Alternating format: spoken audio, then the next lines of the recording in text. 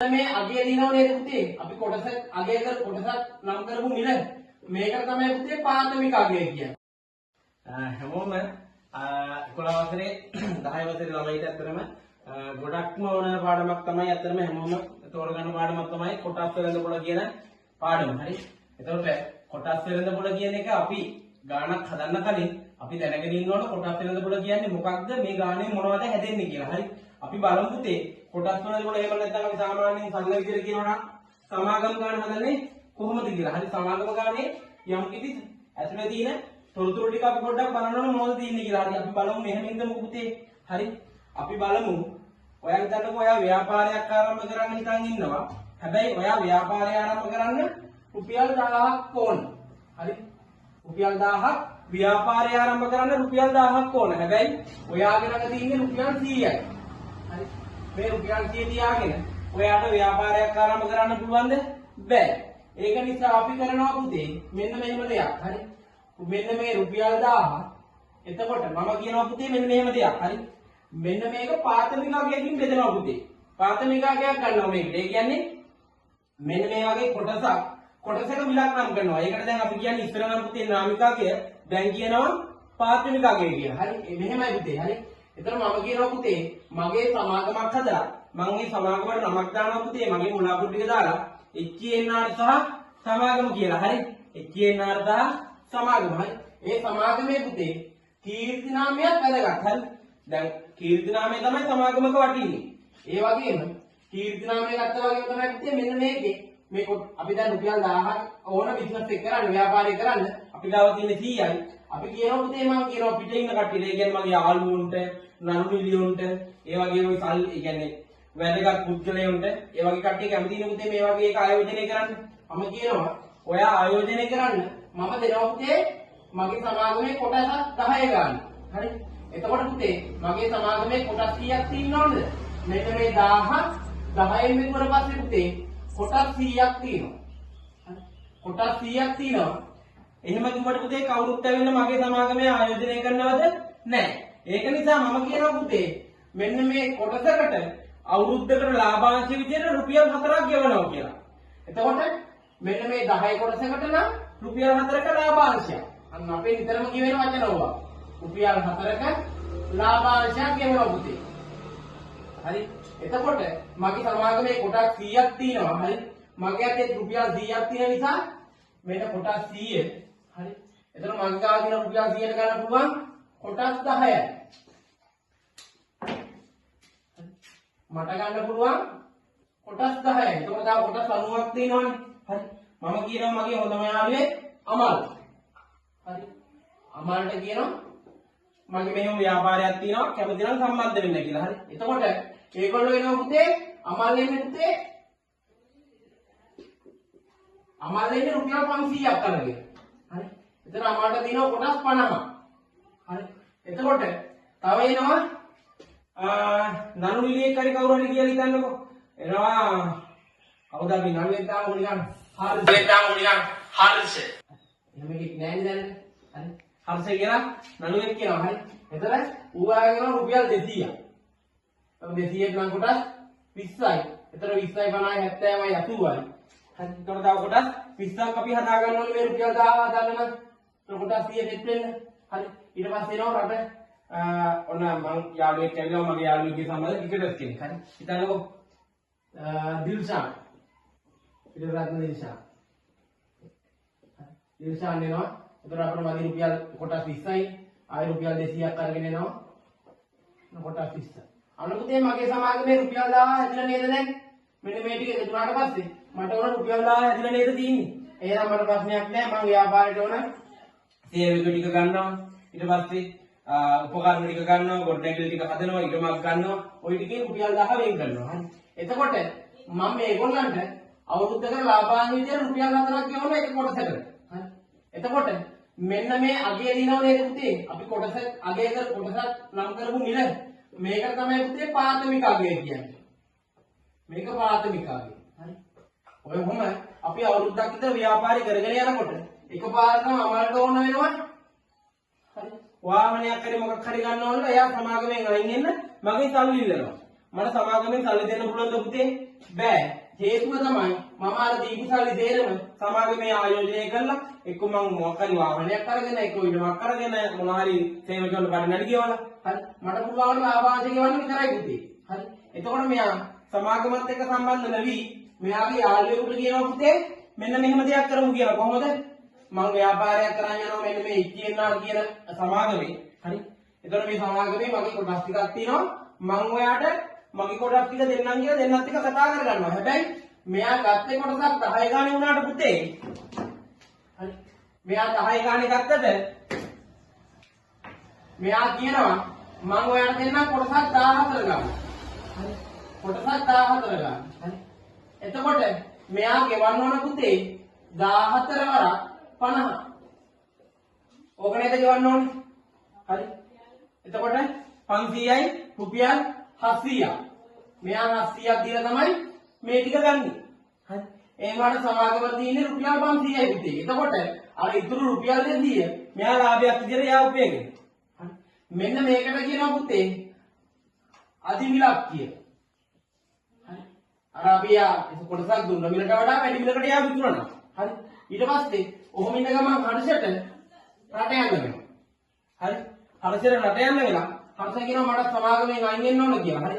හැබැයි සමාගමෙන් යාට හදිස්සිය අයින් වෙන හින්දා එයා වෙනකොට දැන් මෙතෙන් ආවේ අමාල් වෙනකොට නම් ආවේ සුනිල් කියලා හිතන්නකෝ. සුනිල් තමයි දැන් සමාගමේ අයිතිකාරයා. අමාල් නැහැ. දැන් හර්ෂ යනකොට හර්ෂ වෙනකොට එනවා රනිල්. හරි. රනිල් වෙනවා. හැබැයි මෙයා දෙන්නේ කොටසක් රුපියල් 8 ගානේ පිටේ. අන්න. මෙයා දෙන්නේ රුපියල් 8 ගානේ මෙයාට හදිස්සියින්දා මෙයා 10 ගානේ කොටසක් ගත්තට මෙයා 8 ගානේ ඉක්මනට විකුණන කොටසක්. හරි. එතකොට පුතේ අර ගන්න කෙනා ගමන් ඕනේ කීයක්ද? ඔයා ආයෝජනය කරන්න මම දෙනවා පුතේ මගේ සමාගමේ කොටස් 10 ගන්න. හරි. එතකොට පුතේ මගේ සමාගමේ කොටස් කීයක් තියෙනවද? මෙන්න මේ 1000 10න් මෙන් වර පස්සේ පුතේ කොටස් 100ක් තියෙනවා. හරි. කොටස් 100ක් තියෙනවා.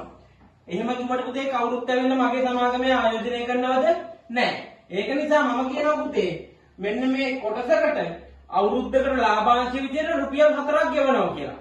එතකොට මෙන්න මේ 10 කොටසකට නම් රුපියල් 4ක ලාභාංශයක්. අන්න අපේ නිතරම කියවෙන වචන ඕවා. රුපියල් 4ක ලාභාංශයක් ගෙවනවා පුතේ. හරි. එතකොට මගේ සමාගමේ කොටස් 100ක් තියෙනවා. හරි.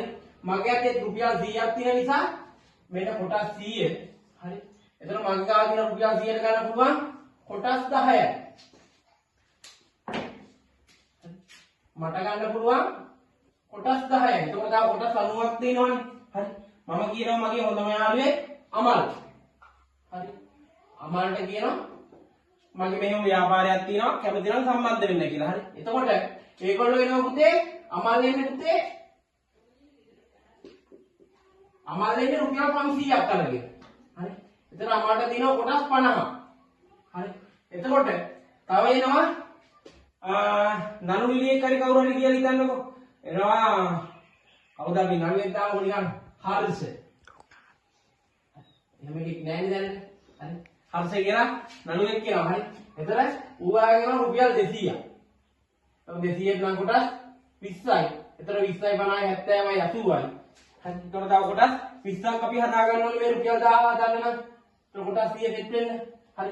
ඊට පස්සේ එනවා රට ඔන්න මං යාළුවෙක් ඇවිල්ලා මගේ යාළුවෙක්ගේ සම්බන්ධ ක්‍රිකටර්ස් කෙනෙක්. හරි. හිතන්නකෝ දිල්ෂාන්. ඉරරත්න දිල්ෂාන්. දිල්ෂාන් එනවා. එතකොට අපිට මගේ රුපියල් කොටස් 20යි. ආයෙ රුපියල් 200ක් අරගෙන එනවා. කොටස් 20. අනුකුතේ මගේ සමාගමේ රුපියල් 1000 හැදිලා නේද දැන්? මෙන්න මේ ටික එකතුනාට පස්සේ මට ඕන රුපියල් 1000 හැදිලා නේද තියෙන්නේ? එහෙනම් මට ප්‍රශ්නයක් නැහැ. මම ව්‍යාපාරයට ඕන සේවක ටික ගන්නවා. ඊට පස්සේ උපකරණ ටික ගන්නවා, ගොඩනැගිලි ටික හදනවා, ඊටමක් ගන්නවා. ওই ටිකේ රුපියල් 1000 වෙන් කරනවා. හරි. එතකොට මම මේගොල්ලන්ට අවුරුද්දකට ලාභාංශ විදියට රුපියල් 4ක් ගෙවනවා එක කොටසකට. හරි. එතකොට මෙන්න මේ අගය දිනව නේද පුතේ? අපි කොටස අගය කර කොටසක් නම් කරමු මිල.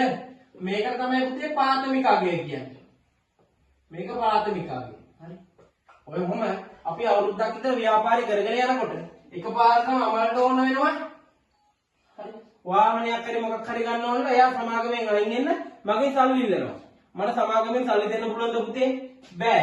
හේතුව තමයි මම අර දීපු සල්ලි දෙරම සමාගමේ ආයෝජනය කළා එක්ක මම මොකක් හරි වාහනයක් අරගෙන එක්ක ඉඩමක් අරගෙන මොන හරි සේවකයන්ට කඩන්නට ගියවලා හරි මට පුළුවන් ආවාසය ගෙවන්න විතරයි පුතේ හරි එතකොට මෙයා සමාගමත් එක්ක සම්බන්ධ නැවි මෙයාගේ යාළුවෙකුට කියනවා පුතේ මෙන්න මෙහෙම දෙයක් කරමු කියලා කොහොමද මම ව්‍යාපාරයක් කරන් යනවා මෙන්න මේ ඉච්චියන්නාර කියන සමාගමේ හරි එතකොට මේ සමාගමේ මගේ කොටස් ටිකක් තියෙනවා මම ඔයාට මගේ කොටස් ටික දෙන්නම් කියලා දෙන්නත් එක්ක කතා කරගන්නවා. හැබැයි මෙයා ගත්තේ කොටසක් 10 ගානේ වුණාට පුතේ. හරි. මෙයා 10 ගානේ ගත්තට මෙයා කියනවා මම ඔයාලට දෙන්නම් කොටසක් 14 ගානේ. හරි. කොටසක් 14 ගානේ. හරි. එතකොට මෙයා ගෙවන්න ඕන පුතේ 14 වරක් 50. ඕක නේද ගෙවන්න ඕනේ. හරි. එතකොට 500යි රුපියල් 700ක්. මෙයා 700ක් දීලා තමයි මේ ටික ගන්නෙ. හරි. ඒ වුණාට සමාගම තියෙන්නේ රුපියල් 500යි පුතේ. එතකොට අර ඉතුරු රුපියල් 200 මෙයා ලාභයක් විදිහට යා උපයගෙන. හරි. මෙන්න මේකට කියනවා පුතේ අධිමිලක් කියලා. හරි. අර අපි යා කොටසක් දුන්න මිලට වඩා වැඩි මිලකට යා විකුණනවා. හරි. ඊට පස්සේ ඔහොම ඉන්න ගමන් හර්ෂයට රට යන්න වෙනවා. හරි. හර්ෂයට රට යන්න වෙලා හර්ෂ කියනවා මට සමාගමෙන් අයින් වෙන්න ඕන කියලා. හරි. හැබැයි සමාගමෙන් යාට හදිස්සිය අයින් වෙන හින්දා එයා වෙනකොට දැන් මෙතෙන්ට ආවේ අමාල් වෙනකොට නම් ආවේ සුනිල් කියලා හිතන්නකෝ. සුනිල් තමයි දැන් සමාගමේ අයිතිකාරයා. අමාල් නැහැ. දැන් හර්ෂ යනකොට හර්ෂ වෙනකොට එනවා රනිල්. හරි. රනිල් වෙනවා. හැබැයි මෙයා දෙන්නේ කොටසක් රුපියල් 8 ගානේ පුතේ. අන්න. මෙයා දෙන්නේ රුපියල් 8 ගානේ මෙයාට හදිස්සිය හින්දා මෙයා 10 ගානේ කොටසක් ගත්තට මෙයා 8 ගානේ ඉක්මනට විකුණන කොටසක්. හරි. එතකොට පුතේ අර ගන්න කෙනාගේ වන්න ඕන කීයක්ද? 160යි. හරි. මේකට කියනවා පුතේ අඩුවෙන් විකුණු බින්ද ආව මිල. හරි. එතකොට දිල්ෂාන් හරි එකට මෙහා කියනවා මට දැන් මගේ මේ සමාගමේ හිටිය ඇති මට යන්න කාලේ හරි කියලා. හරි. මෙයා සමාගමේ යන්නේ යනවා පුතේ මෙයා කොටසක් 10 ගානෙම විකුණලා යනවා. එයා ගත්තේ කොටසක් 10යි. කොටසක් දුන්නේ 10යි. ඒකට කියනවා පුතේ සම මිල. මොකද්ද මිලවල තුන? අධිමිල, අවමිල, සමමිල. මෙන්න පුතේ අපි මුලින් රුපියල් 10 ගානේ කොටසකට දුන්නාම මේකට කියන්නේ ප්‍රාථමික අගය. අර දෙවනුවට අපි ඔය අධිමිල, අවමිල, සමමිල දින විදියට විකුණුපේකට කියනවා පුතේ දීතික අගය කියලා. හරි. මෙන්න මේකෙන් තමයි පුතේ මුළු සමාගමක්ම නඩත්තු වෙන්නේ. හරි. සමාගම නඩත්තු වෙන්නේ කියන්නේ සමාගමක් හැදෙන්නේ සමාගම විද්‍ය මෙන්න මේකයි. හරි. ඔය හිටපු ගමන් කියනවා නේද රජයේ මේ වගේ ව්‍යාපාරයක් මේ ගන්න විකුණන කියලා. හරි. නිතරම පුතේ ව්‍යාපාරයක් විකුණනවා කියන්නේ සාමාන්‍ය සමාගමක් කොටස් විකුණන එක කරන්නේ විකුණනවා කියලා. හරි. කොටස් විකුණන්නේ 151ක තියෙන කොටස් Taman සතු කරගෙන. ඒ කියන්නේ ලංකාවත් හිතන්න මොකක් හරි සමාගමක් විකුණනවා කියලා ලංකාවේ තියෙන ලාභ ලබන හෝ පාඩු ලබන.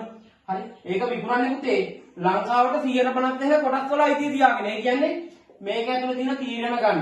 ඒ වගේ ගොඩක් අයිතිය ටික Taman ළඟ තියාගෙන. හරි. එතකොට පුතේ අපි සමාගම් ගන්න නිතරම කතා වෙන වචන තමයි ලාභාංශය. හරි. ප්‍රාථමික අගය, කොටසක මිල. හරි. ඉස්සර ප්‍රාථමික අගය කියන එක පුතේ 2014 වගේ කට්ටියට සාමාන්‍යයෙන් කලින් සිලබස් එකේ තිබ්බේ නාමික අගය කියලා. හරි. දැන් ඒක ප්‍රාථමික අගය වගේ වෙනස් වෙලා ගිනවා. හරි. එතකොට මෙන්න මේ ටිකෙන් තමයි පුතේ සමාගමේ ගණන් එන්නේ. හරි.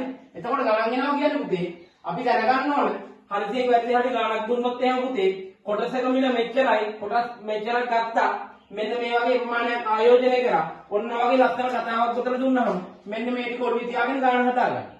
හරි. එතකොට මේකෙන් තමයි පුතේ සම්පූර්ණම සමාගම් ගණන් ටික හැදෙන්නේ.